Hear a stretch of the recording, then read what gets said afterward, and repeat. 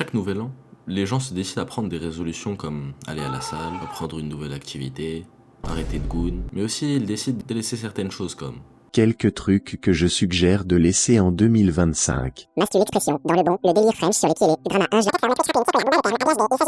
Et une des choses qui fut laissée en 2025 est le crousty, ou plus précisément, les fast-food TikTok.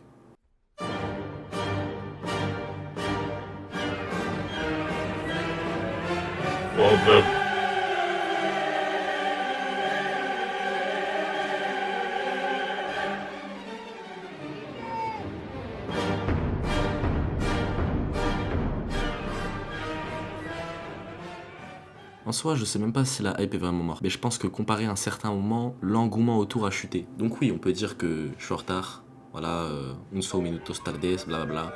Revenons sur le sujet. Un des trucs que les réseaux ont permis, à part les délires brainrot, tout ça là, c'est de faire en sorte que les gens puissent promouvoir un sujet, contenu ou création à une large audience. Il faut juste que le contenu en question soit assez intéressant, rentable ou juste particulier pour le consommateur, ce qui fait que les gens vont en parler et donc lui donner de l'attention.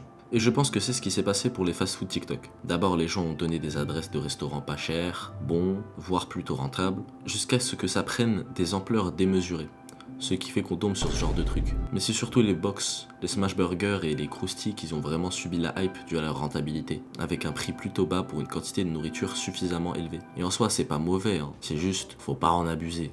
C'est le genre de truc, tu manges une fois dans le mois, je pense on est bon. Mais quand tu dis qu'il y a des gens qui carburent au testi crousty, tu te demandes comment ils ont pas drop une maladie dégénérative à 1% de drop, tu vois ce que je veux dire? Oui, je sais, le testi crousty c'est juste du riz, poulet et de la sauce. Mais c'est pas les aliments le problème en soi, c'est surtout la qualité. En général, ils vont pas chercher à acheter du poulet haut de gamme, préparé dans les meilleures conditions. Après je dis ça, mais ça a toujours été comme ça, hein. Même les anciens fast-food, bien avant TikTok. C'est juste que, avec les réseaux, les gens ils ont du mal à doser. Par exemple les crousty, je pense qu'à un moment on a compris, il y a littéralement 30 enseignes avec crousty dans leur nom. Et c'est pas ça le pire, hein. Œufs de saumon et persil. Et la deuxième box, pas de saumon, pas de persil, pas de Philadelphia. Molocheia.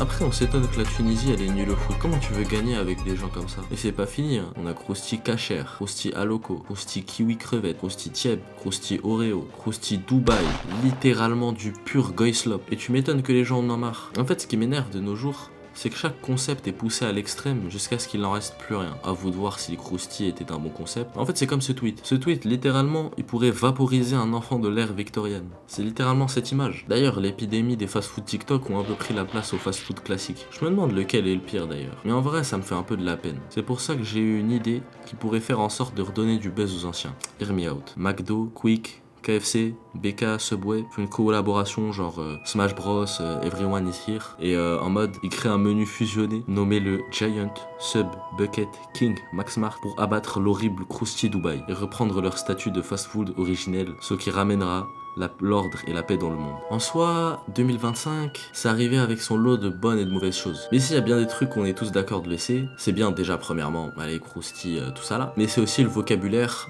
Doro, Matcha, Laboubou, Dubaï, Goumin, 6-7, Châtelet, Stranger Things, Charlie Kirk, Mon Pain, et voilà, je crois qu'on est bon. Alors avant de terminer la vidéo, dans toute la grosse hype et l'euphorie des fast-food, il y en a un qui a émergé, un restaurant qui fait sa pub avec de l'IA, qui fait tout paner et qui finance Israël. Mon gars, on va y aller. Oui, toi là. Oui, toi qui regardes la vidéo. On va y aller, mon gars.